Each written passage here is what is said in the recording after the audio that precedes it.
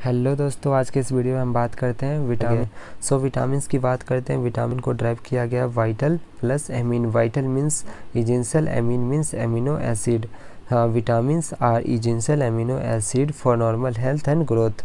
Normal health and growth के लिए ये इजेंशियल एमिनो एसिड होते हैं। इसे हम हमारी बॉडी खुद सिंथेसाइज नहीं करती है, हमारी बॉडी इसे नहीं बना पाती है, इसे हम डाइट के द्वारा लेना पड़ता है। ये हमारे लिए अच्छे होते हैं क्योंकि ये हमारी इम्यूनिटी को इम्प्रूव करते हैं, इलनेस से प्रिवेंट करते हैं। इसकी अब क्लासिफिकेशन देखते हैं तो ये दो भागों में क्लासिफाइड किया गया। एक फैट सोल्यूबल विटामिन, दूसरा है वाटर सोल्यूबल विटामिन।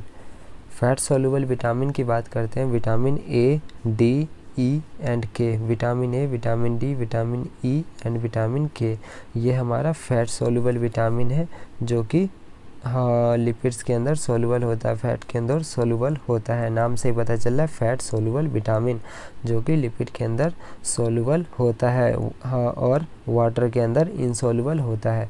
और दूसरा हमारा है वाटर सोल्यूबल विटामिन, जो कि वाटर के अंदर सोल्यूबल होता है, इसीलिए ये बॉडी से जल्दी एक्सक्रीट आउट हो जाती है।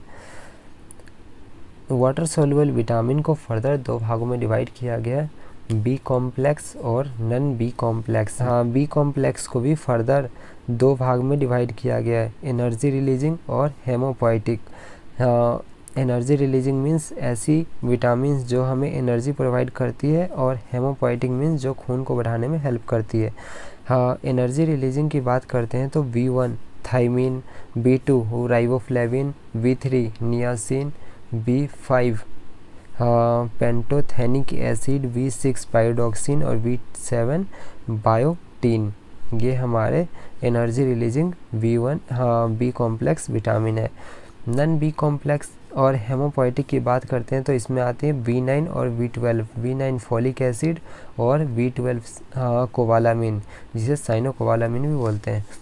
इसके बाद non B complex.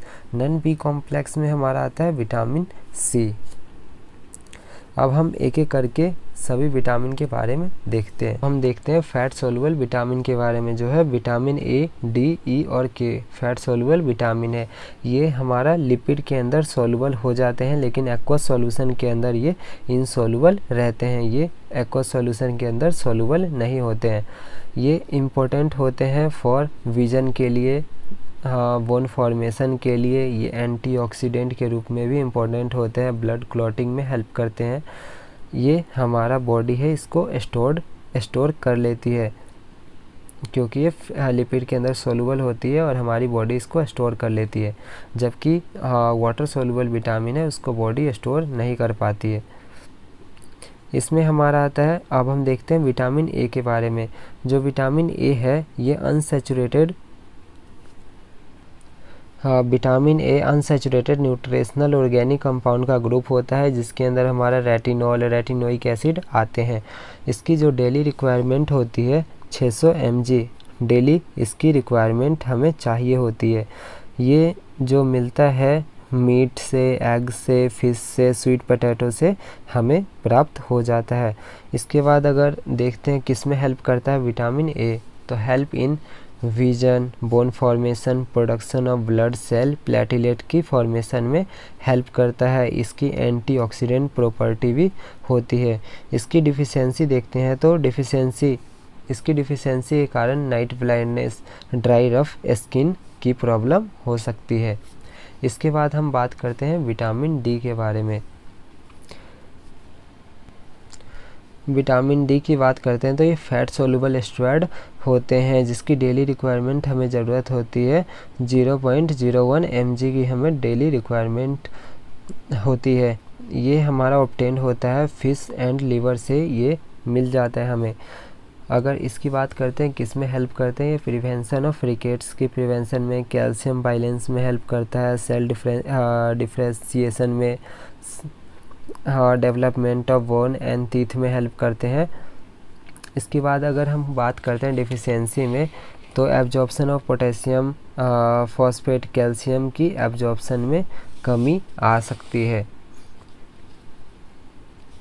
Vitamin E की बात करते हैं तो ये उस ग्रुप से आते हैं जिसमें टोकोफिरोल्स, ट्रोकोट्राइइनोल्स आते हैं। इसमें 5 to 8 mg डेली रिक्वायरमेंट होती है वुमेन के अंदर, जबकि 8 to 10 mg मैन के अंदर रिक्वायरमेंट होती है। ये हमें प्राप्त होता है आलमंड से, पपाया से, सनफ्लावर से, ये हमें मिल जाता है। अगर हम इसकी देखते हैं किस में हेल्प करता है, तो ये हेल्प करता है प्रोटेक्ट सेल मेम्ब्रेन को प्रोटेक्ट करने में, प्रोटेक्ट लिपिड को प्रोटेक्शन में, एंटीऑक्सीडेंट प्रॉपर्टी शो करते हैं। इसके बाद अगर हम डिफिशियंसी की बात करते हैं तो सिस्टिक फाइब्रोसिस कॉज कर सकता है, शॉर्ट वॉल सिंड्रोम कॉज कर सकते हैं। अब हम देखते हैं विटामिन के बारे में। विटामिन के इसकी जो डेली रिक्वायरमेंट होती है 70 to 140 mg एडल्ट के अंदर रिक्वायरमेंट होती है, जबकि चिल्ड्रन में 35 to 75 mg की डेली रिक्वायरमेंट होती है। ये हमें ऑब्टेन होता है लीवर, पोटैटो, पी, मिल्क से ऑब्टेन हो जाता है। अगर हम इसकी देखते हैं किस में हेल्प करता है तो इजेंशियल ऑफ ब्लड क्लॉटिंग में ये मेनली विटामिन के हेल्प करता है। सिंथेसिस ऑफ कोगुलेशन फैक्टर, जैसे coagulation factor 2nd, 5th, 7th, 9th, 10th, इसमें भी ये यूज हेल्प करता है।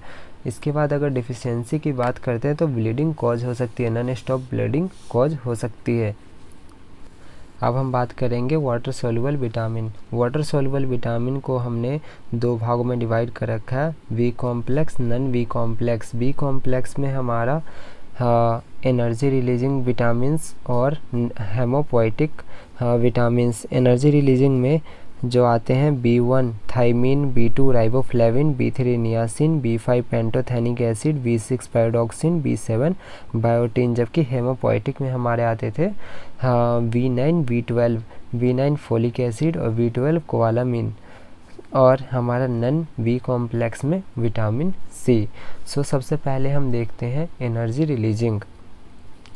रिलीजिंग जो कि B1 थाइमिन, ये कन्वर्ट करता है protein, carbs and fat from food into energy and synthesis of DNA में हेल्प करता है। सोर्स कहाँ से इसको हम प्राप्त करते हैं तो फ्लैक्सीड से, मिल्क, नट्स, ओट्स, राइस से हम इसको प्राप्त कर सकते हैं। इसकी अगर डेली रिक्वायरमेंट देखते हैं तो मेल में ये 1.2 mg पर डे की रिक्वायरमेंट होती है, फीमेल के अंदर 1.1 mg पर डे की रिक्वायरमेंट होती है।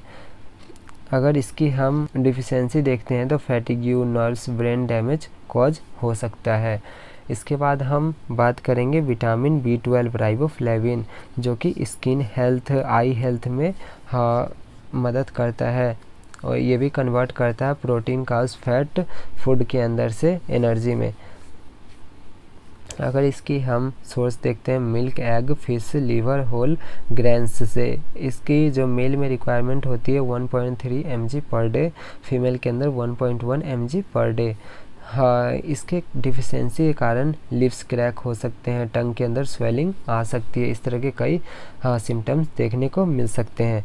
इसके बाद हम बात करते हैं B3 नियासिन, जिसके जो मेन काम है इसका फैटी एसिड सिंथेसिस के लिए, कोलेस्ट्रॉल को इम्प्रूव करने के लिए। ये mainly yeast, wheat, meat, fish, nuts, egg से हम प्राप्त कर सकते हैं। मेल की इसकी डेली रिक्वायरमेंट होती है 16 mg पर डे, जबकि फीमेल की 14 mg पर डे इसकी रिक्वायरमेंट होती है। इसकी जो कमी के कारण मस्कुलर वीकनेस आ सकता है। इसके बाद हम बात करते हैं B5 पेंटोथेनिक एसिड, जो कि मेनली हेल्प करता है production of red blood cells, hormone production में हेल्प करता है। अगर इसकी हम डेली रिक्वायरमेंट की बात करते हैं तो मेल में 5 mg पर डे, फीमेल में 5 mg पर डे, लगभग दोनों की सेम रिक्वायरमेंट होती है। इसके कारण जो लॉस ऑफ एपिटाइट कॉज हो सकता है। इसके बाद हम B6 की बात करते हैं पैराडॉक्सिन की, तो ये मेनली हेल्प करता है ब्रेन फंक्शन को इम्प्रूव करने में, हार्मोन प्रोडक्शन में हेल्प करता है। इसको हम प्राप्त कर सकते हैं बनाना, बीन्स, लेग्यूम से हम इसको प्राप्त कर सकते हैं। इसकी जो मेल के अंदर जो रिक्वायरमेंट होती है 1.3 to 1.7 mg पर डे। हाँ, फीमेल के अंदर 1.3 to 1.5 mg पर डे। हाँ, इसकी जो कमी के कारण जो सिम्टम्स होते हैं, मसल वीकनेस, डिप्रेशन कॉज हो सकता है। इसके बाद हम बात करते हैं V7 बायोटीन जिसे हम कहते हैं V7 जिसे हम बायोटीन कहते हैं। फैट सिंथेसिस, ये फैट सिंथेसिस में हेल्प करता है। हेयर नेल ग्रोथ में हेल्प करता है। इसकी अगर हम सोर्स देखते हैं तो बनाना से हम इसको प्राप्त कर सकते हैं, मशरूम से इसको प्राप्त कर सकते हैं। इसकी जो मेल में डेली रिक्वायरमेंट होती है 30 mg पर डे और फीमेल के अंदर 30 mcg पर डे। फीमेल के अंदर भी 30 mcg पर डे। हाँ, इसकी जो सिम्टम्स, इसकी जो कमी के कारण हो सकता है, वोमिटिंग कॉज हो सकता है, लॉस ऑफ एपिटाइट हो सकता है।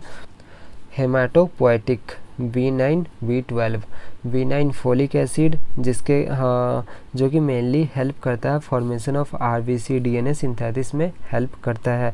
हाँ, ऑरेंज इसको हम प्राप्त कर सकते हैं, ऑरेंज से, बनाना बीन से हम इसको प्राप्त कर सकते हैं। इसकी जो मेल में डेली रिक्वायरमेंट होती है 400 mcg पर डे, फीमेल के अंदर 400 mcg पर डे। हाँ, ये जो मेनली इसकी कमी के कारण GI पेन हो सकता है, एनीमिया कॉज हो सकता है। इसके बाद हम देखते हैं विटामिन B12 जिसे कोबालामिन कहते हैं। ये एनर्जी प्रोडक्शन में हेल्प करता है, DNA सिंथेसिस में, फॉर्मेशन ऑफ RBC में हेल्प करता है। हाँ, इसको जो मेनली प्राप्त कर सकते हैं लीवर, याकुल्ट डेयरी प्रोडक्ट। देखते हैं रिक्वायरमेंट, इसमें मेल में रिक्वायरमेंट होती है 2.4 mcg पर डे, फीमेल में भी 2.4 mcg पर डे। हाँ, मतलब मेल और फीमेल दोनों में लगभग सेम डोज रिक्वायरमेंट होती है, इसमें भी सेम डोज रिक्वायरमेंट होती है। हाँ, इसकी जो कमी के कारण नर्व डैमेज हो सकता है, एनीमिया कॉज हो सकता है, फैटिग्यू कॉज हो सकता है। इसके बाद हम बात करते हैं विटामिन सी की। विटामिन सी की अगर बात करते हैं तो ये मेनली हेल्प करता है वाउंड हीलिंग में हेल्प करता है। हाँ, हेल्दी इम्यून सिस्टम को प्रमोट करता है, कोलेजन में हेल्प करता है, कोलेजन फॉर्मेशन में। इसकी जो अगर सोर्स की बात करते हैं तो ये सिट्रस फ्रूट से प्राप्त कर सकते हैं। इसे हम पाइनएप्पल से, ब्रोकली से, कैंटा प्लग से इसको हम प्राप्त कर सकते हैं। हाँ, अगर इसकी हम डिफिशियंसी की बात करते हैं तो इसकी ब्लीडिंग ऑफ टीथ हो सकती है, ब्लीडिंग ऑफ गम, दांतों से खून आना, गम से खून आना, इस तरह से कॉज हो सकता है। इसकी अगर हम रिक्वायरमेंट की बात करते हैं तो मैन में 90 mg और वुमेन के अंदर 75 mg डेली रिक्वायरमेंट होती है। ठीक है दोस्तों, आपको यदि वीडियो अच्छी लगे तो वीडियो को लाइक करें। अगर अभी तक चैनल को सब्सक्राइब नहीं कर रखा तो चैनल को सब्सक्राइब कर लें, क्योंकि आपको इस चैनल पे इस तरह की वीडियो मिलती रहेगी। धन्यवाद।